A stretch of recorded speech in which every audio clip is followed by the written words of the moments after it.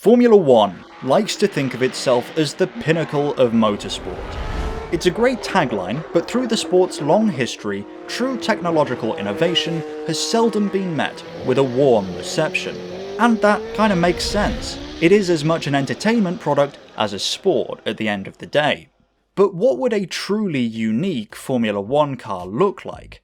Who would dare be so bold, and how quickly would its rivals protest it into the history books? This is the story of the Brabham BT46B. It's 1972 and Bernie Ecclestone has found himself in control of the Brabham Formula One team. Jack Brabham had sold his stake to Ecclestone 2 years prior, and Brabham's co-founder Ron Tauranac left in early 1972 following organisational changes made by Bernie Ecclestone that he was not consulted for. The team had won the Formula One Constructors' Championship twice, in 1966 and 67, but in the years since had been on a downward trajectory. It was clear that the team needed a change in direction if it wanted to return to competitiveness, and for Ecclestone, this meant bold moves. Unsurprisingly, given the turbulence behind the scenes, 1972 was a hectic and unsuccessful year for the team. But the vision was to rebuild and eventually fight at the front of the grid once again. To this end, Ecclestone made some big changes to the team, and in 1973 he would make one of the most consequential changes, a promotion that would not only change Brabham, but the whole world of high-performance cars for years to come. A young engineer named Gordon Murray was promoted to chief designer, and he quickly got to work. Browsing the web is something we all do a lot. Like, a lot. It's how you're watching this video, and it's pretty much what I do for a living. So it's important that your web browser can give you the best web browsing experience out there. This is an advert for Opera, the web browser that I really do use every day. Opera comes with features that just make sense, like a built-in ad blocker to tidy up your web browsing experience and load web pages faster, top-notch security features for your peace of mind, and one of my personal favourites, tab islands. Being able to organise my tabs so easily is quite simply a game changer. Being able to easily see at a glance where everything is not only keeps me sane, but saves me time every day. Especially while doing research for videos. I once counted 50 tabs open at once. If that's not enough, Opera also includes Aria, a free generative AI tool built right into the browser. Using Aria to translate and summarise old forum threads and ancient websites has helped me a lot, especially while researching obscure topics where there's very little information in English. Having it right there in the sidebar is just great. So go to the link below and take your browsing experience to the next level by downloading Opera for free. Thanks to Opera for sponsoring this video, and now back to the story of the Brabham BT46. Murray's first design was the wonderfully triangular BT42. And for a first foray into F1 car design, 2 podium finishes is not bad. But the team was aiming much higher. For 1974, the BT44 was introduced, and immediately the team leapt up the standings. Brabham driver Carlos Reutemann won 3 races that year, the team's first victories in 4 years, and it landed them 5th in the Constructors' Championship come season end. For 1975, the BT44 went out again, and confidence was high that Brabham could return to the top of the standings. Brabham driver Carlos Paz scored an early victory in Brazil, and went on to score 2 more podiums, while his teammate Carlos Reutemann managed a decisive victory in Germany and 4 more podiums as well. Their strong performance through the season landed the drivers 6th and 3rd in the drivers' standings, and Brabham an impressive 2nd in the Constructors' Championship overall, their best result since 1968. The team had been racing with Cosworth engines through Gordon Murray's tenure so far, much like rivals Lotus and McLaren. But despite their strong performance, which seemed to be getting them closer and closer to the top, Ecclestone decided they needed a new engine if they wanted a clear advantage over their direct rivals. He struck up a deal with Alfa Romeo, who would provide them with flat 12s from 1976 for their new BT45. The hope was that the power and torque of Alfa's 12-cylinder engines would give the team a true advantage over the Cosworth DFV-powered McLaren and Lotus. But the Cosworth DFV was popular for a reason, and Brabham quickly found out it would not be so simple. The car was overweight for a start, and once it did get out racing, it became clear quite quickly that the power unit was not reliable enough. This cost the team greatly in 1976, a season where their best results were a handful of 4th place finishes. The BT45 would be raced again in 1977, this time it fared much better. Carlos Paz managed a 2nd place finish at the opening round in Argentina, the first podium for the team since adopting the new engine. The following round in Brazil was less good, as Paz and Hunt made contact, forcing the Brabham into the pits and out of podium contention.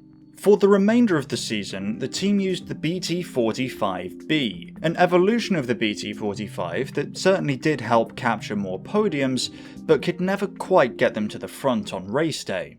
Brabham also lost driver Carlos Paz in a plane crash in 1977, only a few days after the South African Grand Prix.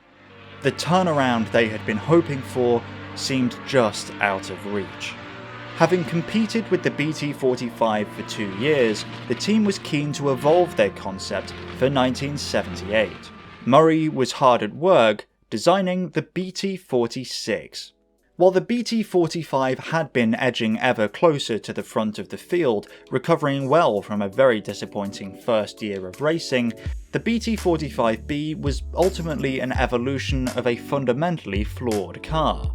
The BT46 would be built around the same Alfa Romeo Flat 12, but lessons had been learned. The BT46 was innovative in a few ways, including experimental carbon brakes, a technology that would go on to become standard in Formula 1 over the following decade, as well as novel heat exchangers, although those didn't really work properly and the car had to go back to using more normal radiators in race trim. But there was one innovation that the team was trying very hard to keep a closely guarded secret.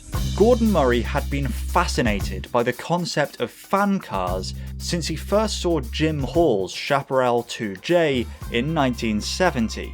The 2J was a Can-Am car that I've done a whole video about before, but to summarise the concept quickly, the goal was to generate active downforce. The 2J did this by surrounding the floor with a plastic skirt, and then using a snowmobile engine connected to a couple of big fans on the back of the car to suck air out from underneath the car, creating an area of low pressure, effectively sticking the car to the track the same way a vacuum cleaner sticks to the floor. Murray had always seen the potential of this technology, and following Lotus's ground effect experimentation in 1977, advanced aerodynamics were becoming a battleground in Formula 1. Maybe the fan car concept could be Brabham's silver bullet. The solution was also a practical necessity if Brabham wanted to compete with the ground effect Lotus, as the flat 12 they were using was too big and awkward for them to have enough room to sculpt Venturi tunnels out of the floor of the car, meaning that Brabham couldn't really take advantage of the high downforce, low drag benefits of the ground effect even if they wanted to.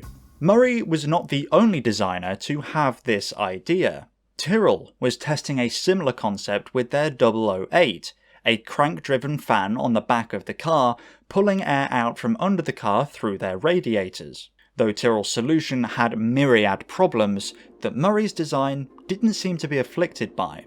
The design they came up with was genius. It was as much regulatory engineering as mechanical, as they had to navigate rules that prohibited movable aerodynamic devices. The solution was to have the fan serve a dual purpose. It would legitimately pull air over the radiators, providing a tangible cooling benefit, but it would also create an area of low pressure under the car, an effect they would encourage by using plastic skirts, much like the Chaparral 2J had. Unlike the 2J, which had used two separate engines for powering the wheels and the fans, Brabham's car needed to use power from the same engine for both. Murray designed a complex series of linkages and clutches to power the fan and avoid it losing power during gear changes.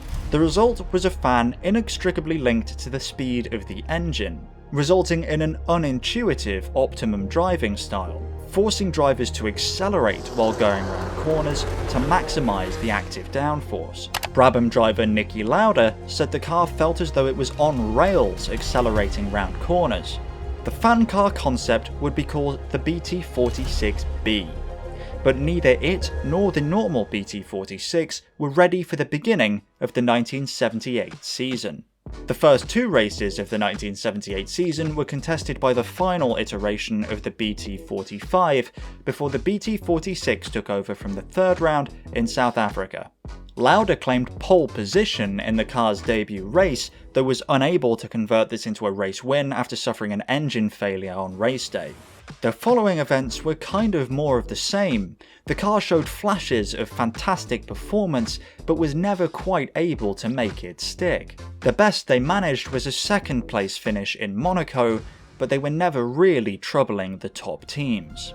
Race 8 in Sweden, and Brabham chose to wheel out the BT46B. Immediately, rival teams were furious, insistent that the car couldn't possibly be legal, and requesting that it be immediately withdrawn. The FIA disagreed, making clear that under the regulations the car was legal. Despite Brabham entering a Wacky Races car, Mario Andretti still managed to qualify on pole in his Lotus, with Brabham drivers John Watson and Niki Lauda qualifying second and third.